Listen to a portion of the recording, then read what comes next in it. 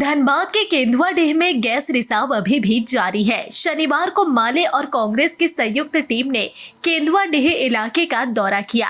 सिंदरी विधायक बबलू महतो और कांग्रेस नेता अशोक सिंह, योगेंद्र सिंह जोगी समेत अन्य प्रभावित इलाके में गए। वहां लोगों से मुलाकात की और बताया कि आधे घंटे से 40 मिनट तक वह लोग वहां रहे, लेकिन इस दौरान उन्हें असहजता महसूस होने लगी। पता नहीं कैसे 24 घंटे लोग वहां रह रहे हैं। नेताओं ने अस्थायी टेंट लगाकर आश्रय गृह में रह रहे प्रभावित लोगों से मुलाकात की और लोगों की परेशानी जानने की कोशिश की।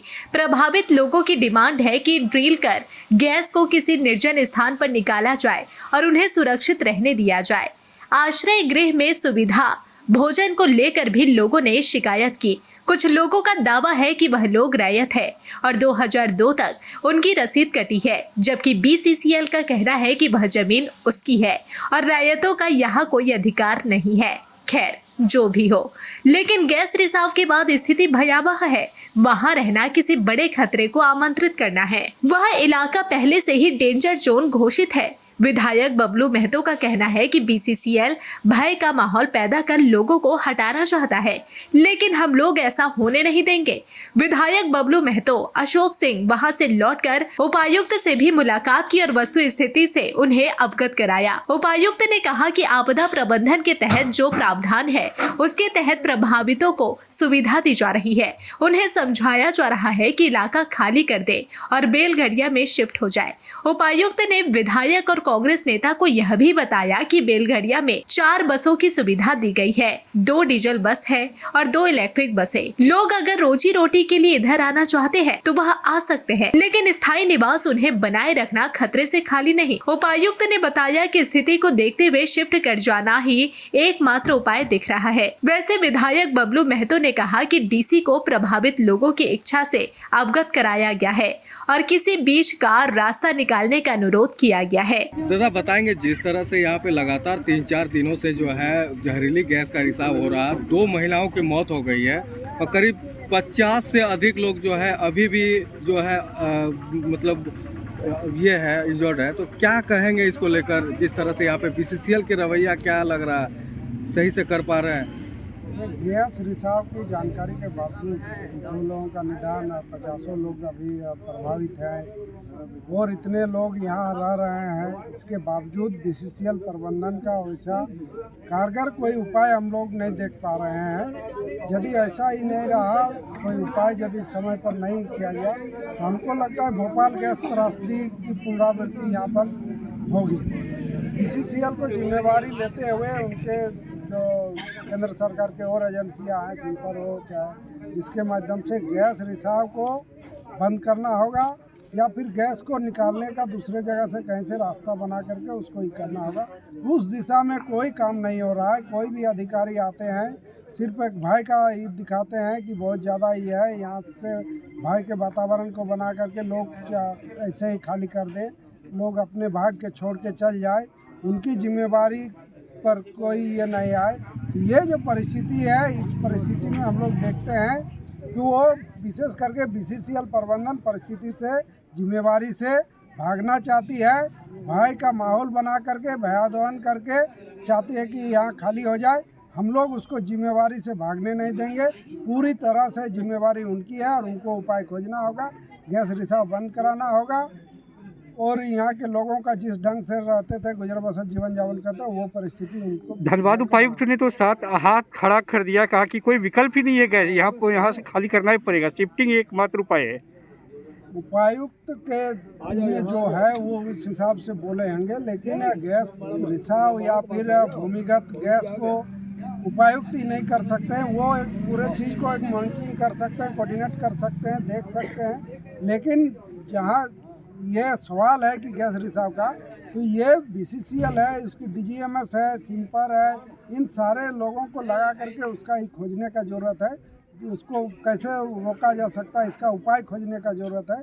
उपाय खोजने की दिशा में अभी तक कोई नहीं है। एक सब डर का बनाने का कि यहाँ ये इतना गैस है, इतना ज़्यादा बढ़ रहा है, आप लोग खाली कीजिए, ये डर बना करके लोगों को खाली कराना चाहता है। यदि ऐसा परिस्थिति है तो निश्चित रूप से लोग खाली करेंगे, लेकिन समुचित व्यवस्था दे व्यवस्था दे करके इन लोग को कहीं शिफ्ट करे और उसके बाद फिर यहाँ गैस रिसाव को बंद करके फिर यहाँ लोगों को ही करे। सुनने में आ रहा है एक जगह कहीं कैंप बनाया है 8-10-20 आदमी का रहने का, उनको खाने का भी कुछ चीज़ नहीं है। एक बार 24 घंटा में एक बार खाना कुछ मिलता है, फिर बाकी व्यवस्था कुछ नहीं है। तो ये पर जो है जिम्मेवारी से भाग करके एक सिर्फ दिखावा के लिए वो कैंप बना दिए हैं। ऊपर में अपना रिपोर्ट देने के लिए कैंप को दिखा रहे हैं और अपनी उपलब्धि गिना रहे हैं कि हम व्यवस्था किए हैं।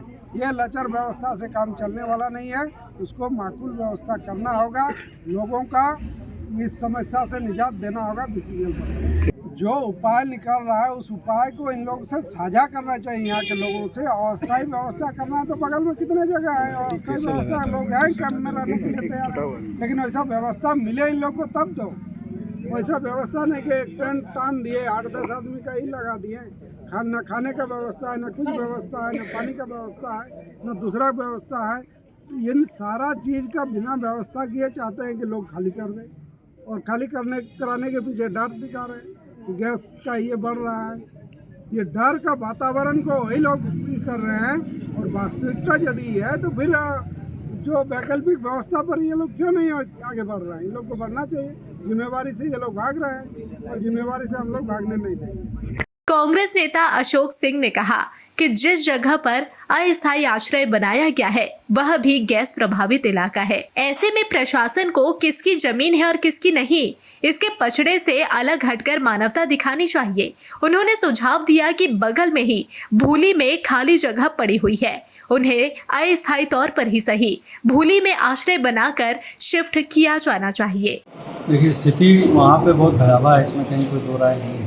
हम लोग भी करीब आधा घंटा वहाँ पे थे और उतनी ही देर में हम लोगों को खुद भी फील हो रहा था कि मन में चल रहा है, चक्कर जैसा महसूस हो रहा था। जो वहाँ पे रह रहे हैं 24 घंटा, और ख़ास करके छोटे छोटे जो बच्चे हैं, तो निश्चित रूप से उन लोगों की हालत ख़राब हो रही है।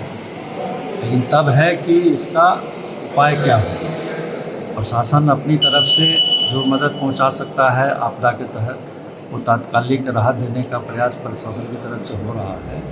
लेकिन अस्थाई निदान इसका जो होना चाहिए उसकी पहल नहीं हो रही है। मामला कहीं ना कहीं फंसा हुआ है। प्रशासन चाहता है कि वो लोग शिफ्ट हो जाए, और वहाँ जो खुद को रैयत कहते हैं, वो कहते हैं कि हमारा 2002 तक रसीद कटता था और वह अस्थाई वहाँ के हैं, निवासी हैं।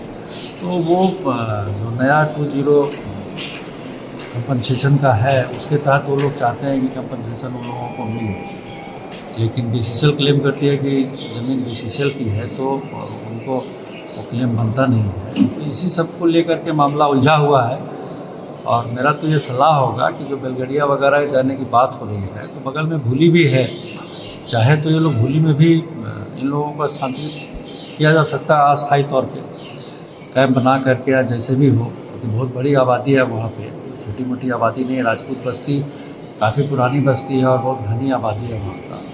तो इसमें कहीं ना कहीं प्रशासन को भी और बीसीसीएल को भी मानवता के आधार पर, बाकी चीज़ें अपनी जगह है, नियम कायदा कानून तो अपनी जगह है, लेकिन मानवता के आधार पर वहाँ के जो वासी हैं उनके साथ सहानुभूतिपूर्वक प्रशासन को भी और बीसीसीएल को भी विचार करके और उचित कार्रवाई करके उनको अस्थायी रूप से पुनर्वास करने की व्यवस्था की जानी चाहिए। नहीं तो किसी भी समय बहुत बड़ा हादसा यहाँ घट सकता है, और फिर उसके बाद में सब एक दूसरे के ऊपर में अपनी अपनी जिम्मेदारियाँ डालेंगे और जनता जो है इसमें पिस जाएगी। बता दें कि केंदुआडीह में मंगलवार से ही जहरीली गैस का रिसाव हो रहा है। 2 लोगों की अब तक मौत हो चुकी है, 50 लोग बीमार पड़े हैं।